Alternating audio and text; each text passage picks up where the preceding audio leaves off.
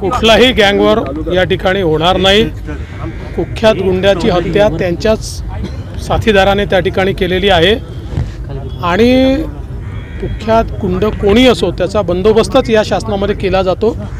त्याच्यामुळे अशा प्रकारचा कुठलाही गँगवर करण्याची कोणी हिम्मत करणार नाही। भाऊ, आज तुमच्याच पक्षाचे एका आमदारांवर आरोप होता की त्यांनी एका कर्मचाऱ्याला राष्ट्रवादीच्या पदाधिकाऱ्याला मारहाण केलेली आहे, त्याविषयी आपण काही माहिती घेतली आहे? नाही, मी माहिती घ्यायची, मी रायगडला कार्यक्रमामध्ये होतो, मला काहीतरी उडत माहिती मिळाली, पण माझं अजून तरी त्यांच्याशी बोलणं झालं नाही आहे। जरांगेंना जे आहे मुंबईत परवानगी मिळाली नाही, अजून का मिळाली नाही असा प्रश्न विचारत आहे।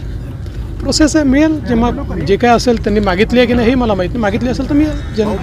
सत्ताधारी खरं तर लक्ष्मण भाऊंचं स्वप्न होतं, आता मोठा वारसा आहे त्यांचा आणि ते स्वप्न भाजप पूर्ण करणार आहे। लक्ष्मण भाऊंचे सगळे स्वप्न भाजप पूर्ण करेल आणि आता आमची महायुती आहे, महायुतीचा एक धर्म आहे, तो धर्म निभावण्याचं काम आम्ही करणार आहोत। भाऊ, रोहित पवारांच्या याच्यावरती आज रेड पडलेली आहे, त्याच्यावरनं पुन्हा एकदा आरोप होत आहेत की त्यांनी एक रॅली काढली आणि त्याच्यानंतर अशा पद्धतीनं त्यांना हे सगळे विनाकारण शहीद होण्याचे प्रकार आहेत, स्वतःला घोषित करण्याचे। त्या ठिकाणी जी काही मला माहीत नाही काय रेड झाली आहे नाही झाली आहे, मला त्याकडे कुठलीही माहिती नाही। या सगळ्या गोष्टी त्यांचा बिझनेस आहे, बिझनेस ते करतात, बिझनेसमध्ये अशा गोष्टी होत असतात सगळ्या वेगवेगळ्या। आणि समजा त्यांनी काही केलंच नसेल, त्यांचं सगळं नीट असेल तर त्यांना घाबरण्याची आवश्यकता नाही आहे। विनाकारण याला राजकारणाशी ओढण्याचं काय कारण आहे? भाऊ, इंद्रायणी नदी पुन्हा फेसळलीत, गेल्या 3 दिवसापासून फेसळली, विधानसभेत अनेक वेळा चर्चा झाली, मात्र कुठली कारवाई चालू आहे त्याच्यावर। पण हे जे नदीचे कार्यक्रम असतात की नाही, नदी कृती कार्यक्रम, हे काही वर्ष 2 वर्षाचे नसतात, याला वेळ लागतो। आता आपण इंद्रायणीच्या तीरावर म्हणजे ज्या नगरपालिका आहेत, महानगरपालिका आहेत किंवा उद्योग आहेत, यांचं खाणपाणी जाऊ नये याकरता वेगवेगळ्या योजना मंजूर करतोय, त्याच्यामुळे त्याला थोडा वेळ लागेल, पण हे होईल। महापालिकेत TDR घोटाळा झाला, आपण काही माहिती घेतली?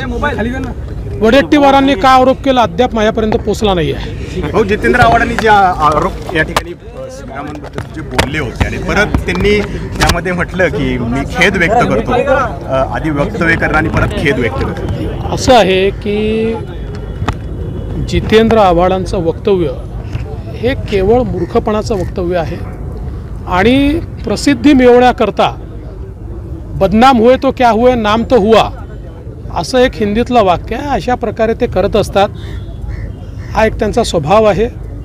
खरं म्हणजे प्रभू श्रीराम हे सगळ्यांचेच आहे, बहुजनांचे आहे, अभिजनांचे आहे, दलितांचे आहे, आदिवासींचे आहे। असं कोण आहे बरं या देशामध्ये की ज्यांचे ते नाही आहेत? आणि उगाचच मग ते शाकाहारीन मांसाहारीन विनाकारण लोकांच्या भावनांना ठेस पोचवण्याचं काम आहे हे।